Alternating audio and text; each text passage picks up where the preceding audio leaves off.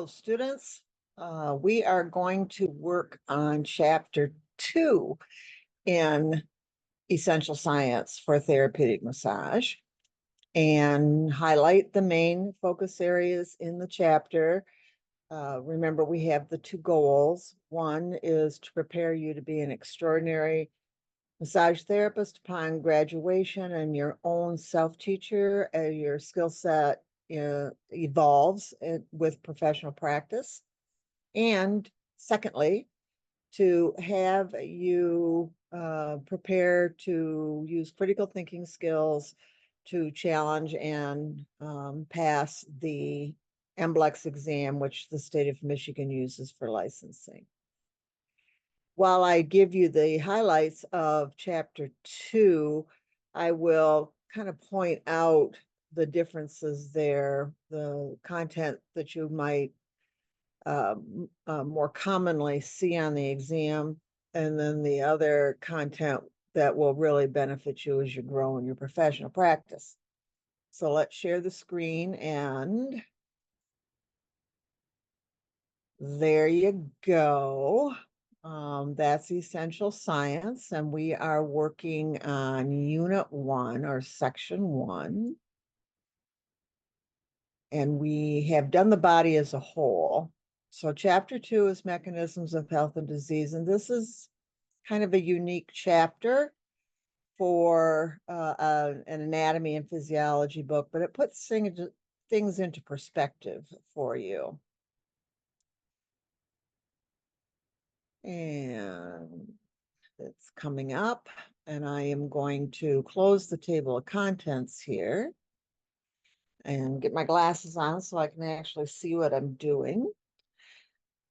So our chapter outline shows up first, and the very first concept that is a theme throughout the book is homeostasis and what that means.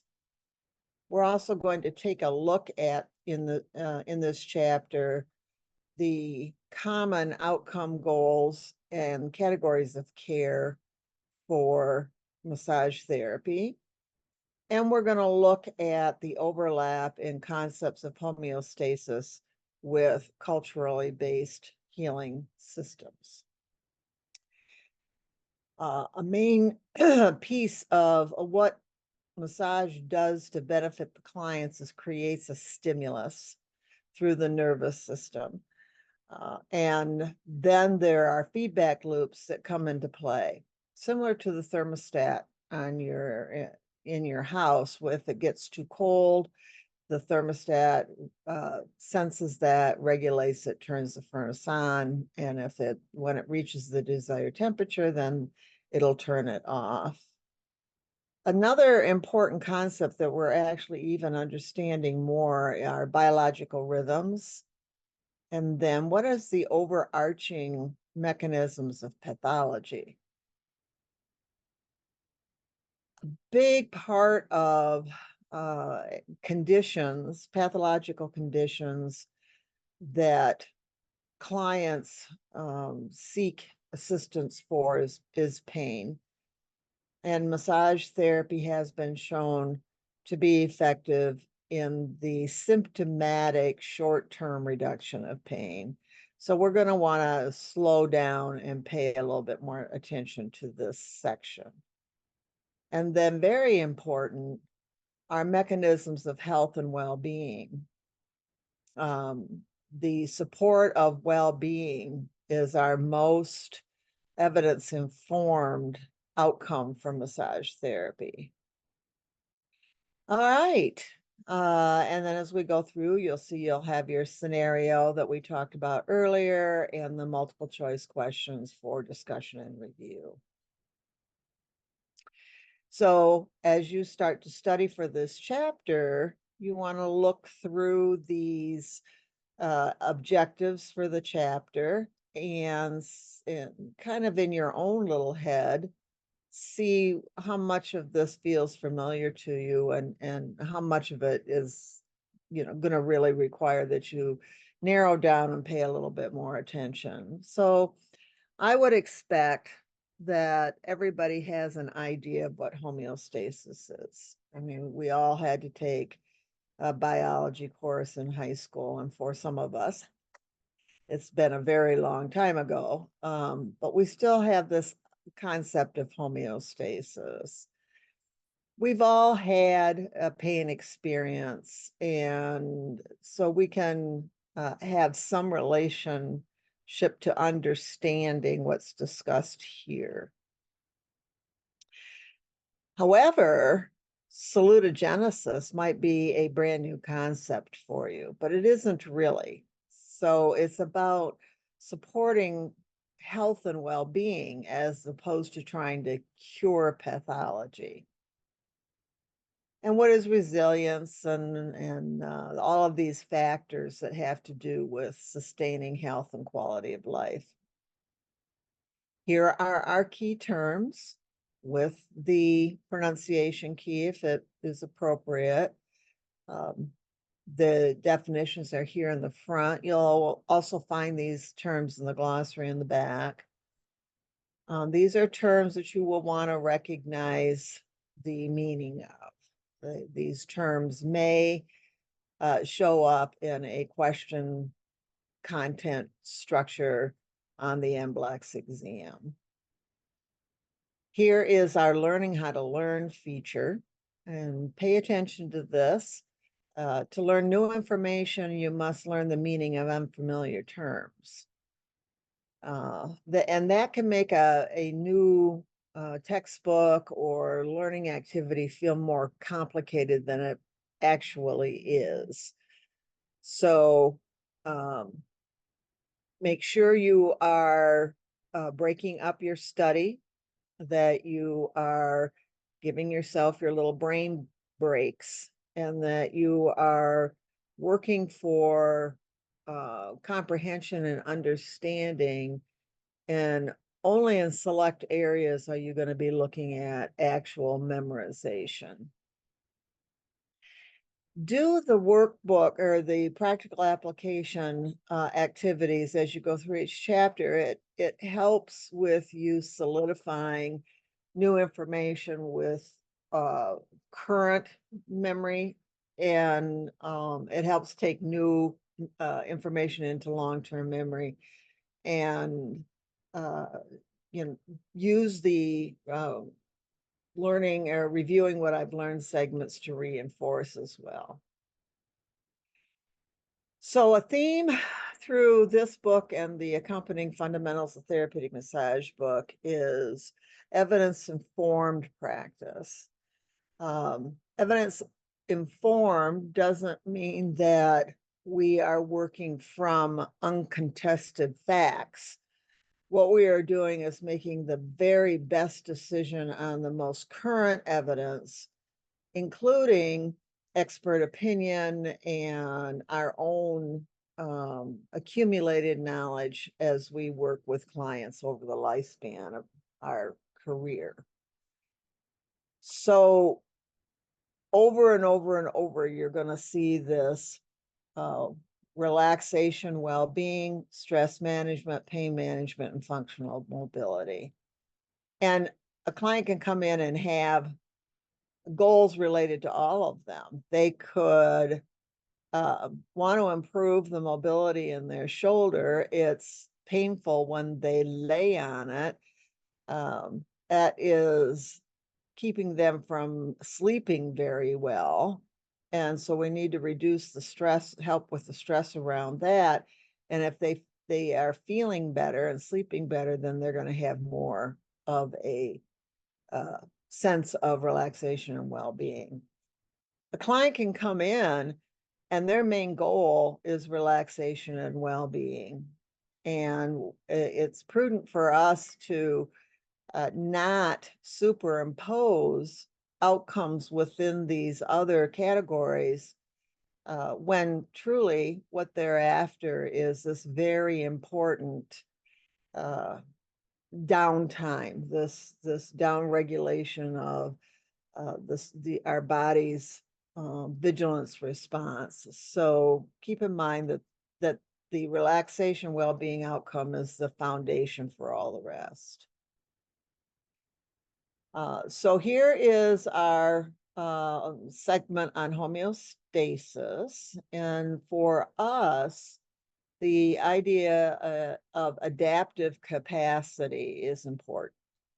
For massage therapy, what we do when we provide a massage is it is a stimulus. It is a external signal to the body to adapt and to pick up the signals, the pressure, the pulling, the movement, pick up those signals, transfer them into the central nervous system, and make a decision about how the massage has actually disturbed the current homeostasis, because homeostasis is dynamic. It's constantly regulating. Now, a person is going to be able to reestablish a homeostasis related to the disruptive stimulus that we provide with massage if they have a strong adaptive capacity. And they're less likely to be able to do that if their adaptive capacity is already strained, if they're already trying to cope with a lot of physical, emotional, and so forth factors in their life. So this is your first context to understanding this salutogenesis with this idea of moving towards health. And it has been around a long time, but it has become increasingly popular in the last few years. The idea in health and medicine is that we need to consider the whole person, that the care needs to be client-centered. They have to be an active participant in it, and that prevention is as important in many circumstances as is a cure, and that people will do better in general, even with difficult chronic conditions or even life-threatening conditions, if in addition to having appropriate care for that pathology, they are also seeking um, a place of peace and understanding in their own mind body. So you can look at that more. There's a link here for you on that. So adaptive capacity is, again, very important. So too much of a demand to adapt, and it gives you an example here of being involved in a car accident in which a loved one is injured. Insufficient ability to adapt, that you're stressed, nutrition isn't up to par, you're not sleeping very well. And then dysfunction in the body's organ systems, such as an inability to make the hormone insulin. So the intervention, the care plan that can be interdisciplinary, multiple professionals working to help the client, including massage therapy, is to reduce the demand. So if a person has a headache that is related to muscle tension, or they're not breathing very well, which is increasing their vigilance and anxiety, massage can alter some of the connective tissue structures, muscle structures, and so forth. That would improve those functions, reduce the pain sensations of the headache, and start to help the person feel just enough better so that they can start to cope better. The person can make better decisions about their life. And then it's absolutely important to also use medical treatment, medicine, surgery, it's physical therapy, etc., to replace substances that are lacking or to correct dysfunction. Now that's coming from a pathogenic framework, but the collection, the combination of this is going to result in the best chance for somebody doing the very best they can.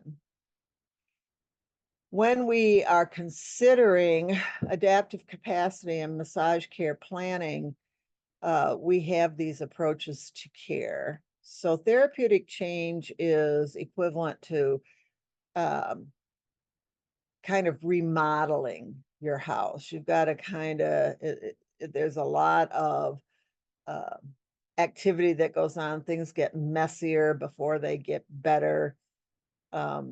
Therapeutic change tends to come from the pathogenic approach, and it gives you a little bit of an effect, an example here. This is not the strongest category of care for massage therapy. We're much better in a salutogenic role, but we can be part of the medical team in an interdisciplinary team to and support the best outcome for medical treatment.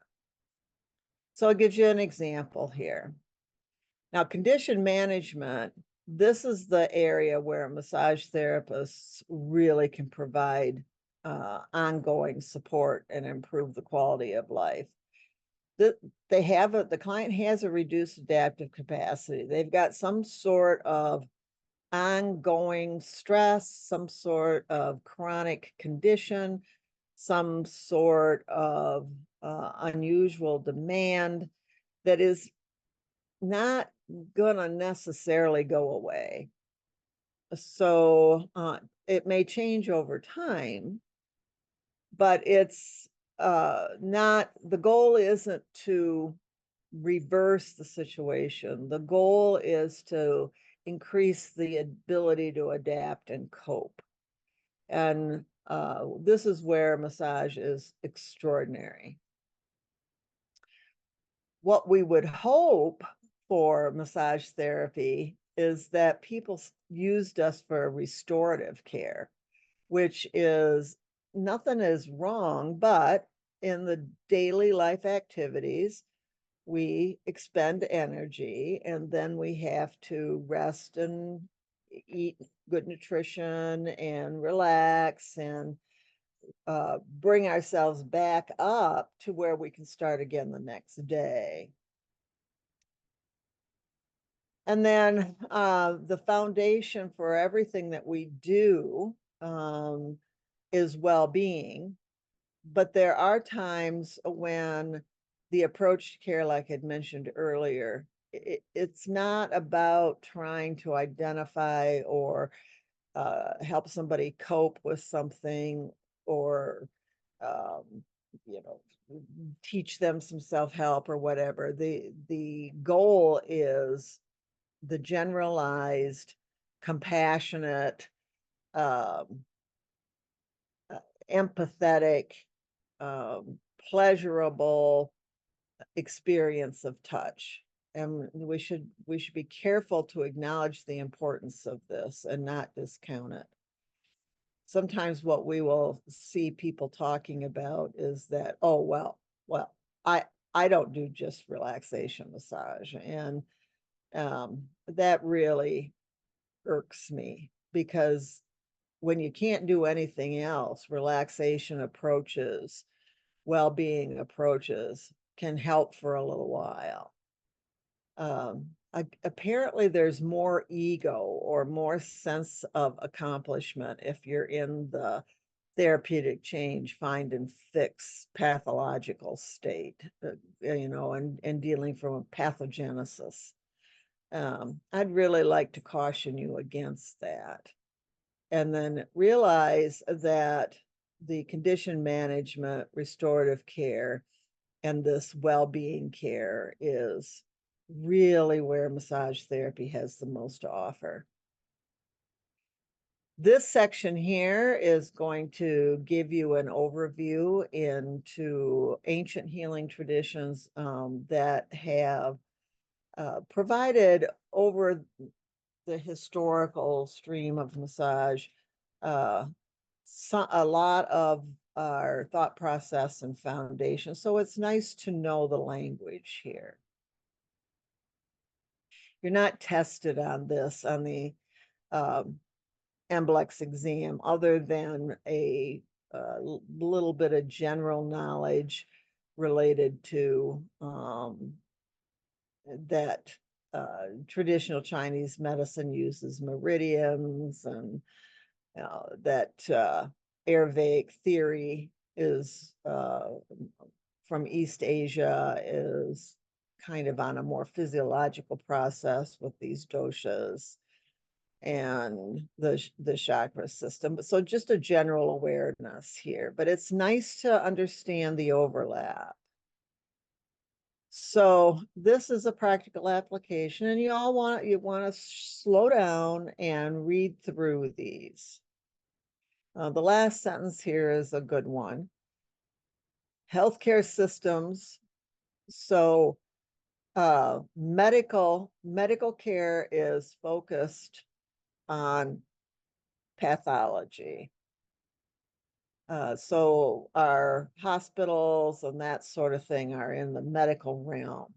A general practitioner, physician, can be in the healthcare arena, which is more supporting health.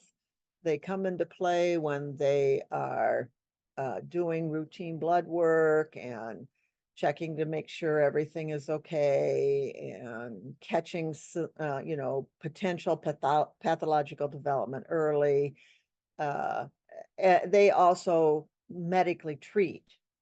So as we move more towards the healthcare realm, then we start to see a lot of overarching uh, wellness philosophies and theories that have a foundation in some of these ancient healing traditions.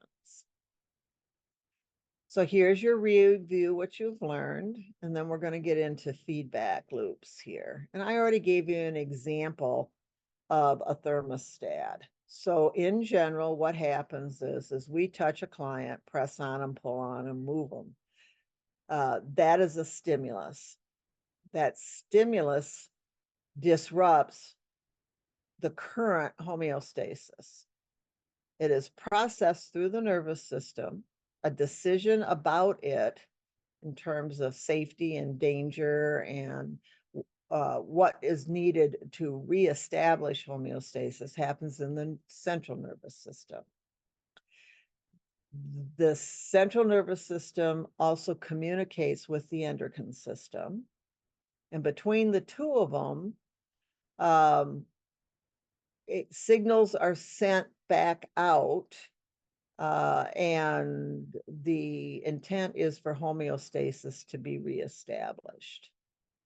What we want is to disrupt a steady state that may not be optimal, and kind of do a reset button on it with the massage and see if the reestablishment of homeostasis results in a better outcome.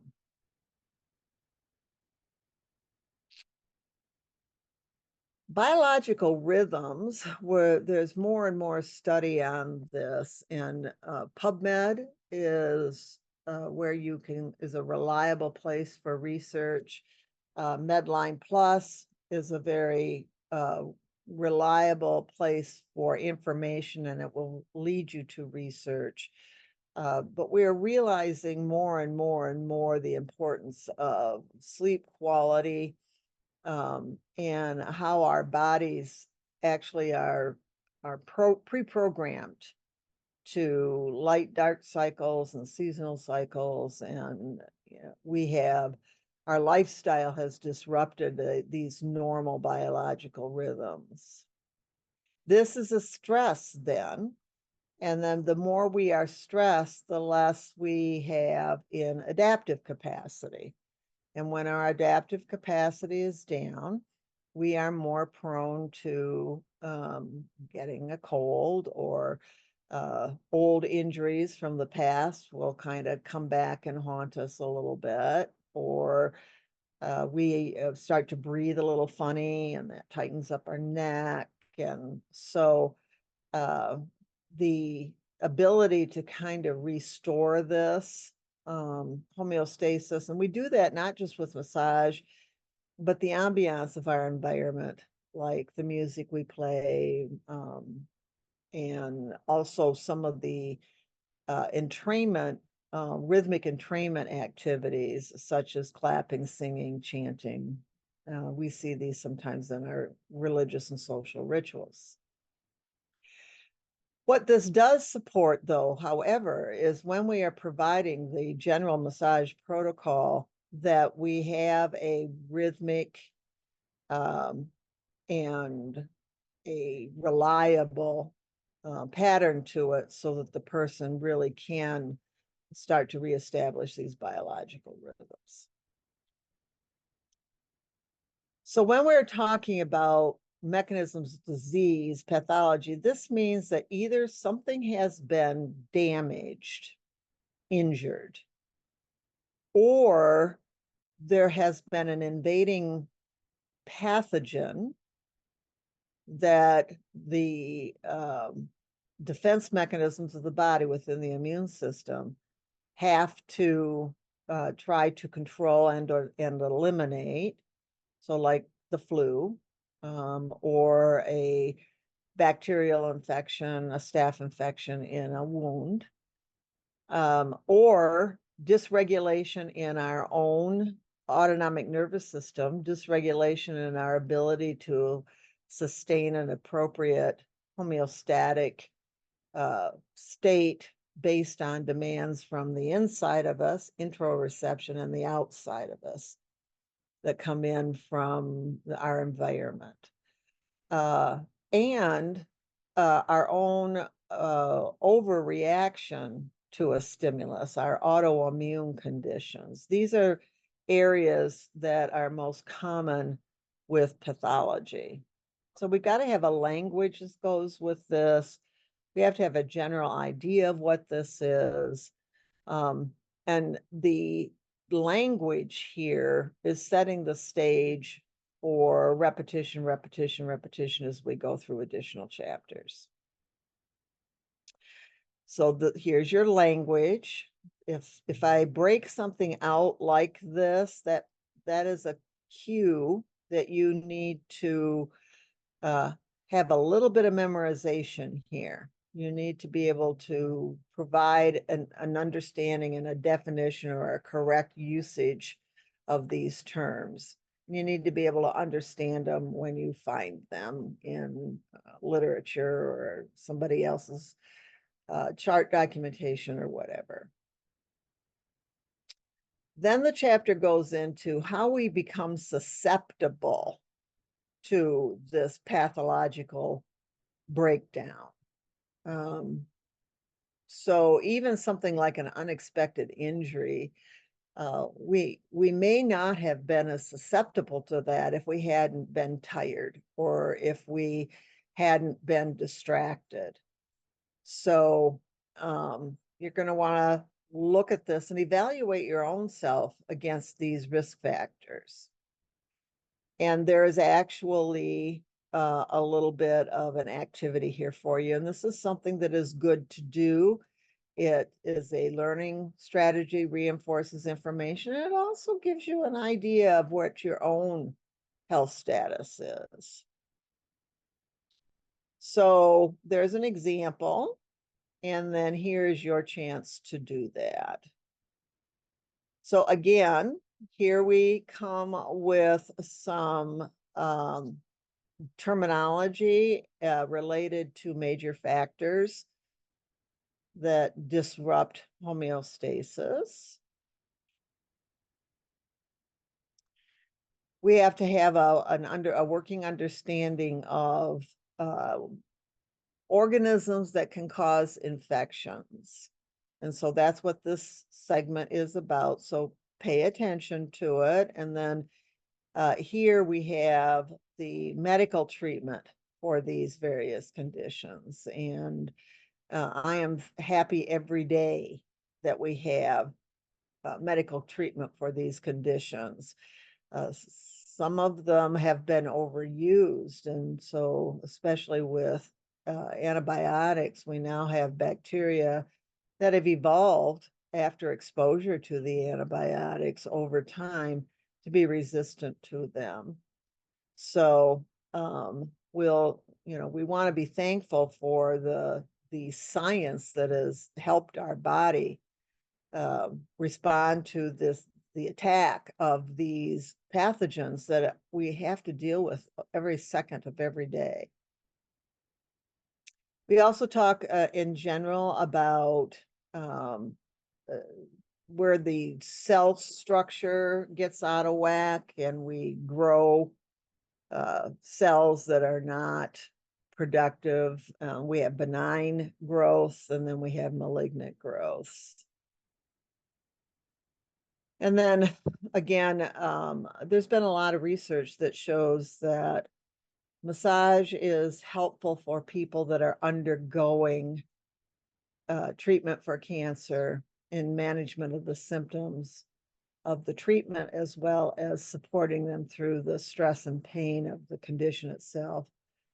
And more people are recovering or going into remission from cancer. Our treatments, the medical treatments, are getting better and better and better. But then they still have the rest of their life to live, and their body is different than it was before the progression of the illness. We also are in a position where we see the skin, and so we need to be aware of what changes in the skin or what general warning signs there are of cancer, so that we can uh, uh, reliably and sometimes firmly refer a client to their medical professional so that they can look and see if there actually is something going on or not. And we just don't have the technology to do the type of diagnostics.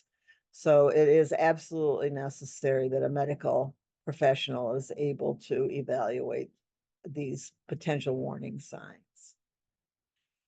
This section is about the inflammatory response, and more there's an understanding of a dysregulated immune response is what's involved in a variety of autoimmune conditions.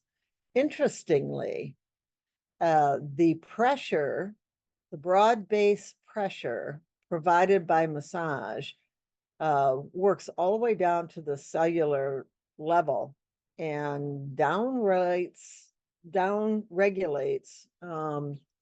the inflammatory stimulus. And so we really can, it's not like an anti-inflammatory medication, but regular massage over time really can help people manage. And again, this is one of the things we all kind of deal with, is a overactive inflammatory response.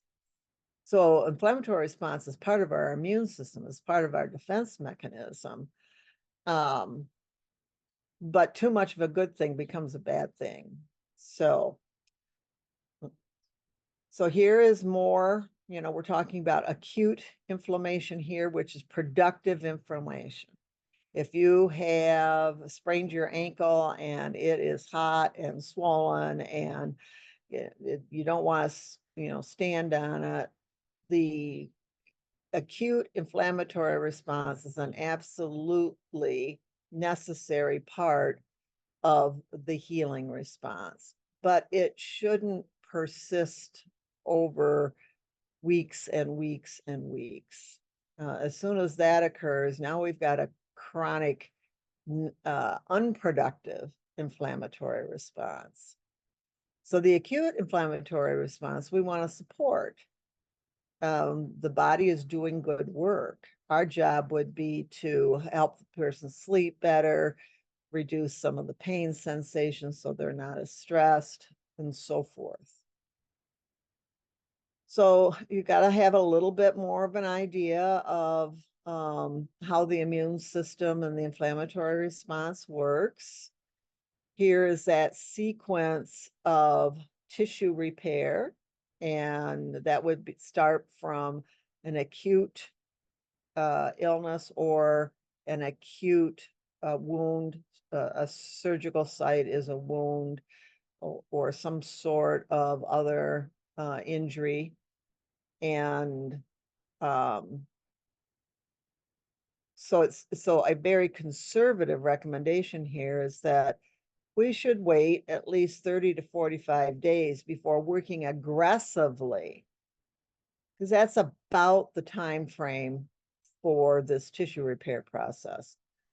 So not to disturb the formation of the repair, but we can adapt and work around the area, and we can support the healing process. So inflammatory diseases, here's some skin wound information. This is how a bone fracture a bone fracture heals. And then here is your review, what you have learned. So this chart right here is cool. It talks about massage interventions for different stages of healing. So here's your stage of healing: acute inflammatory reaction, subacute repair and healing, and maturation and remodeling. And it gives you the characteristics of what's going on, what you're going to be able to observe, clinical signs, and gives you an idea of what would be appropriate for a massage intervention based on the stage of healing. This section is going to go more specifically into pain. We will be covering pain over and over and over. So the intention here in this chapter is to start to develop the language and the understanding of the various types of pain. And how these different types of pain are treated, and what happens in the body when somebody has unresolved pain or chronic pain. So this is where the nervous system actually changes, this concept of neuroplastic pain. The idea of what different kinds of distressful situations feel like. Sometimes people will say anything that is uncomfortable is pain, but sometimes it's stiff, or sometimes it's pinchy. Sometimes it's hot, sometimes it's cold. And so we want to have an idea of what the various experiences are, sensory experiences are, that people would categorize as pain. In general, I want to make you aware that cancer pain is different because it is an ongoing invasion into the cells, healthy cells by cancerous cells. It is an ongoing acute pain situation. And acute pain is treated, whether it's from cancer or an injury, in the for an injury in the short term with narcotic-based medication, but not in the long term. We're looking at 10 days at the most. But cancer pain is always acute. It never goes through those stages of healing. And so the use of pain-controlling narcotics is indicated with cancer pain. What we are now understanding a little bit more is that cancer is almost being treated as a chronic condition now. But the treatments used to to knock down the cancer cells is kind of harsh, even though it's getting better and better and better. And you don't come out of the other end of that treatment into a remission phase without having a shift, a change in your tissues and your adaptive capacity and the whole thing. And the nerves are particularly sensitive to the treatments. And so after treatment, during remission phases, the person still has conditions that can be helped by massage therapy, not cured, not fixed, but helped, especially in conjunction with other health providers and medical professionals. So nerve pain is an example, persistent inflammation, changes in the mucous membranes in the skin that don't readily recover. Here are those specific types of pain sensation, a description of the difference between somatic pain and visceral pain. So soma is the body structure that we can sort of kind of touch, like our muscles and bones and joints and skin on the outside. And visceral pain is more inside us. We can't like directly touch our heart or our stomach or our liver.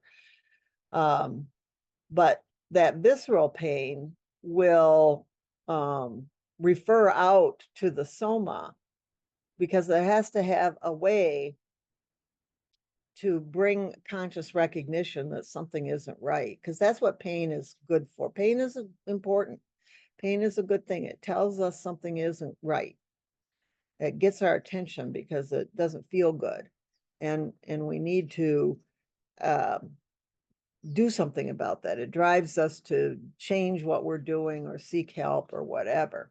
So we don't want to not have pain. So these are these referred pain areas for viscera, and you really want to slow down and pay attention to this. You have to keep in the back of your mind that low back pain, which is common, could also be coming from kidney problems, for example. These kind of shoulder related areas right here that are also common with something called thoracic outlet syndrome. That could be a gallbladder liver issue. So these have to be screened. And we don't want to delay somebody being treated for a kidney infection, because we were able to, in the short term, mask some of the sensation there. You know, when we apply a sensation that's a counter irritant that overrides for a little bit the the sensation that the person's experiencing, that could delay them seeking appropriate care. This is where we need to have not diagnostic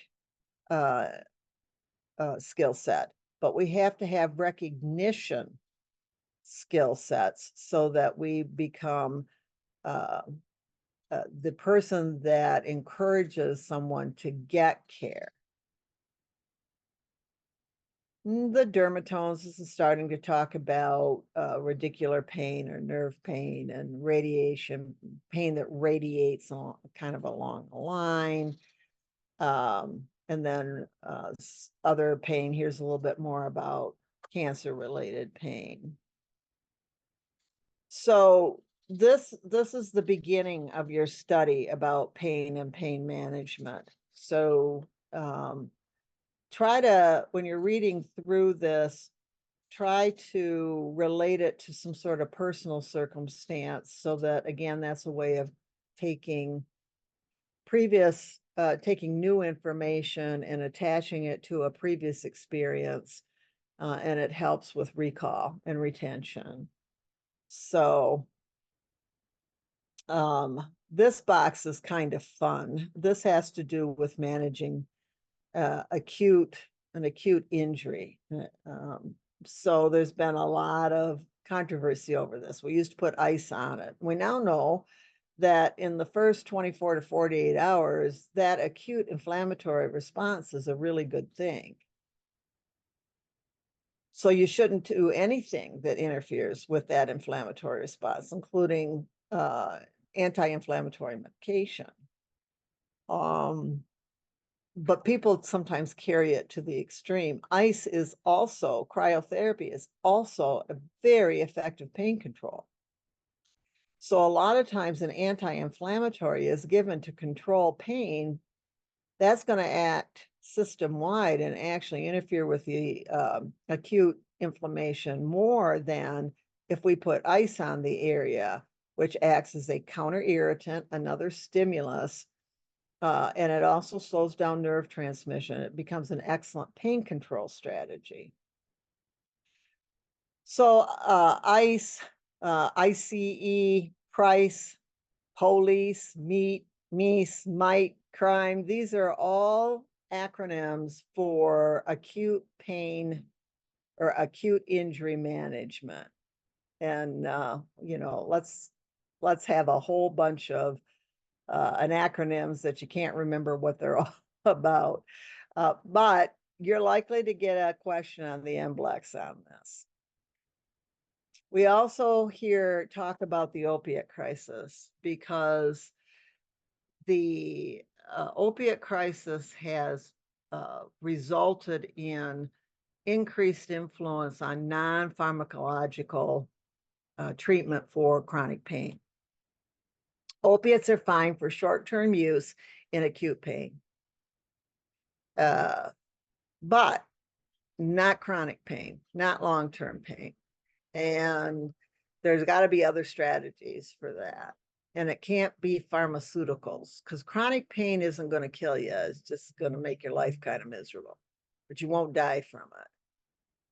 So it's not an acute care situation. Opiates would be considered more of an acute care intervention, which really doesn't last more than 7 days. That would be on the outside, unless there's something unusual going on. That's why I said earlier, 10 days is the most, except for cancer care. That's different. Because that's always, you have to think of that as always acute pain. So we need to understand this drug, opiate abuse, opiate addiction crisis, because we have a big important part to play in that in chronic pain management. We've also improved our understanding of pain. Pain, essentially, the acute experience of pain is a danger signal. It's important. And it also, like if we've sprained our ankle again, it keeps us from moving that area so that the damaged tissues have their best chance to repair. It's not the acute pain that is a problem. It's the persistent or chronic pain that is now understood as a change in the nervous system, where the pain becomes more of a habit or a feedback loop in and of its own. So the habit of pain and then the avoidance of that, you get into a vicious circle, and you reduce your activities, which changes your adaptive capacity, and round and round and round you go. So this is a big health, national and global health problem. So we need to think about pain in multiple ways. We need to respect acute pain, but we need to also understand the nature and the experience of the chronic pain. So this box right here gives you information about the national pain strategy, and then you can think about where you might fit into that. Chronic persistent pain, for example, is a biopsychosocial condition that requires integrated, multimodal, lots of different things, interdisciplinary treatment. And massage absolutely can play an important part in there. So one of the things they have identified is that this chronic pain, this experience of pain, is not, acute pain typically has some tissue damage related to it. including if it's an acute pain related to an infection. Chronic pain is in the brain. It's in the central nervous system. It's not directly related to active tissue damage. It could have started that way.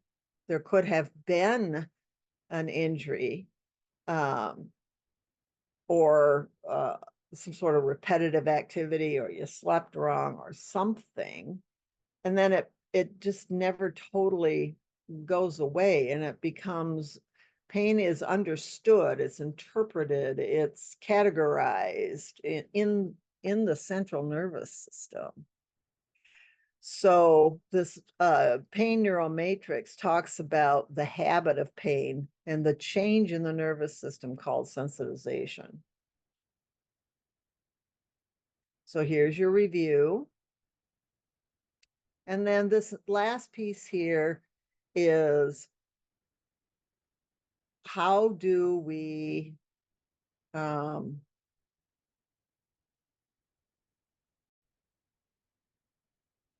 I just stopped to check and see if I had hit the record button, because I would have not been a happy girl if I had gone through this marvelous explanation of chapter 2 in Essential Science and I had not recorded it, but I have. So mechanisms of health and well-being are also aspects of the salutogenesis movement towards health and well-being and how it fits in with pathogenesis. And here is where we understand and define stress and resilience and health. So there's a little activity here that kind of helps you sort this out for yourself, and where you might be creating risk factors for your body to not be able to manage homeostasis. There's a whole chapter about this, chapter 15, in the fundamentals textbook as well. But this also can become, this segment can become a platform on health messaging for your clients too. Very simple, basic education, simple activities. And stress management is a big player in all of this. And that was one of our outcome goals, is the ability to help the body manage the physiological and then the also cascading events of the emotion and behavior of too much stress and lack of ability to restore and recover. So you're going to want to read through this and understand the role of the autonomic nervous system. We have a whole chapter on this, but you're going to, on the very beginning, understand that, because the general relaxation benefit of massage is in its general interface with the nervous system, the autonomic nervous system. And then we also know about stress-induced diseases.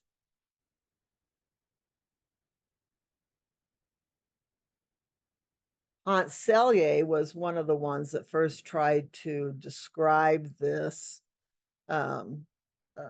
series of events through the autonomic nervous system. And this right here, this perception of stress. Now, a lot of your clients are going to come in, this is the state they're going to come in. They're not sick yet.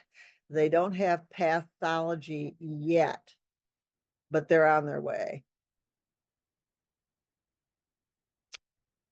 And then here it talks about stress management, enhancing our ability to adapt, where the medical community, the actual medical community comes in, and where does the other health services, as well as psychology and all that, where does that come in? So these are a variety of stress management techniques. Use them for yourself, practice these for yourself. And part of all of this is resilience. And Resilience is the ability to bounce. uh, Stuff happens. There can be a unexpected job change, or there can be an illness that you get the flu, or it can be something even like sensitivity to weather changes or seasonal allergies or whatever. How resilient are we? How well do we bounce from this? And when our resilience becomes compromised, then we start that progression towards breakdown or pathology. So here's a little bit of information about how to understand and help develop your own resistance, and then you can share that with clients. Our life cycle is important too, because who we are physiologically and anatomically as an infant is very different than who we are anatomically and physiologically as a 70-year-old, of which I am now. And what are the different stages of life here, and how that information would build into how we would adapt massage to best serve the client. Um, an adolescent still has a lot of growth hormone. They're apt to heal much faster than somebody who is 80. Their acute healing phase may only last 3 or 4 days before they get into the subacute phase, whereas somebody that's older with compromised adaptive capacity and other things going on, there might be a problem with persistence in not being able to fully repair the area or rid the body of the pathogen because the adaptive capacity has been reduced. So this is just a short little segment in the textbook that talks about the different biological life cycles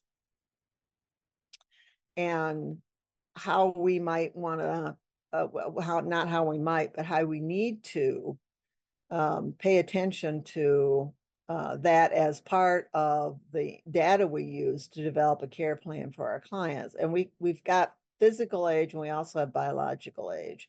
So somebody can be in their 70s, but have a biological age of in their late 50s.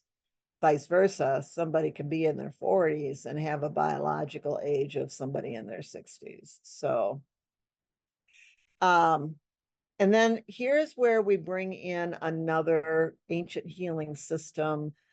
We kind of overlap the chakra system with Maslow's hierarchy of needs. I didn't make this up. This comes from resources that I've encountered. And then I've already talked about here how things change as we grow. The first 6 months of life, the first 3 months, of after being born, and then what happens in the first 3 years, and then what is adolescence, and what does that do, and on and on. And our longevity is increasing because our medical care has improved so much, and our nutrition is better, and our sanitation is better. But the aging process can be interesting, living it. I can tell you that my stamina isn't what it used to be. It takes longer for me to recover.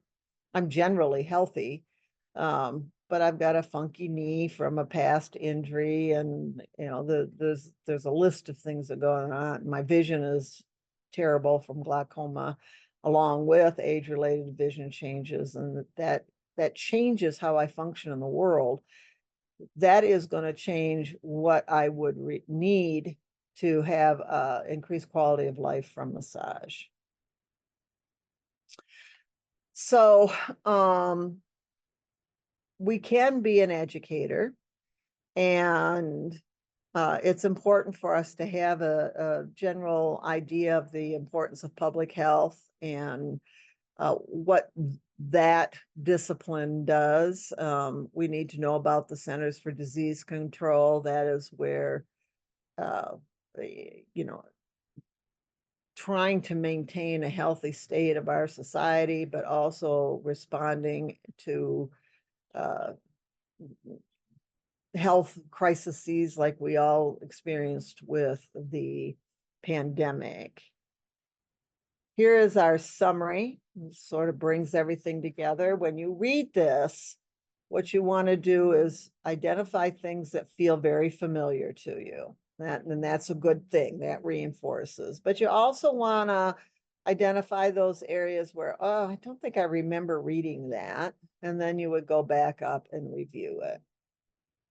Here's the critical thinking scenario that I spent time with in our discussion of chapter 1. And so the author's response for this is on the Evolve site. So here's your guidance on what you're going to look for. And you want to kind of figure out how you're going to respond to these various types of questions.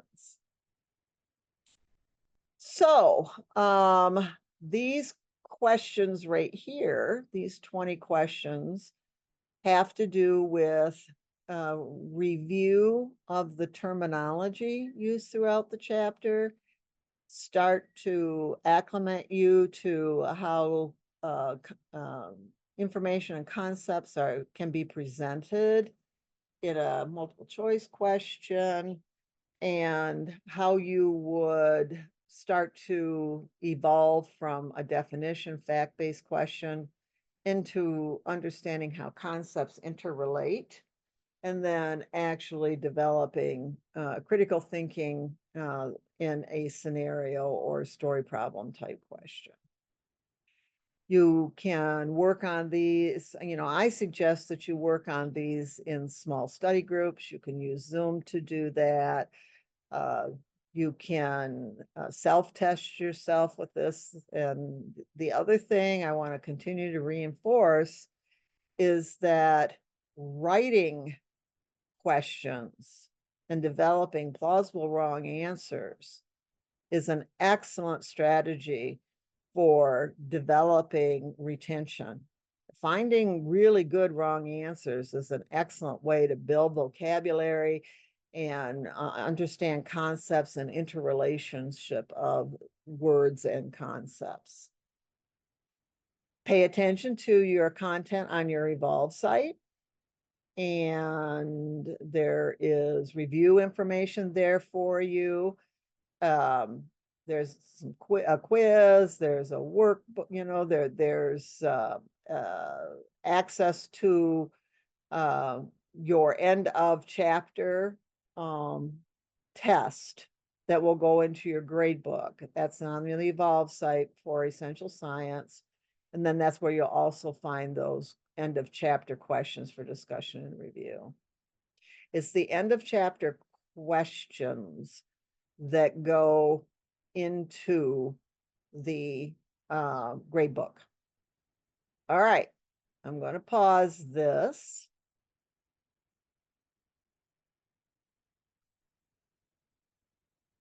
I'm going to try to pause it. There we go. So to accompany the Essential Science book, we also have the online course. That's the orange course. So here is module 1 that would have gone with chapter 1. Here is module 2 that goes with chapter 2. And one of my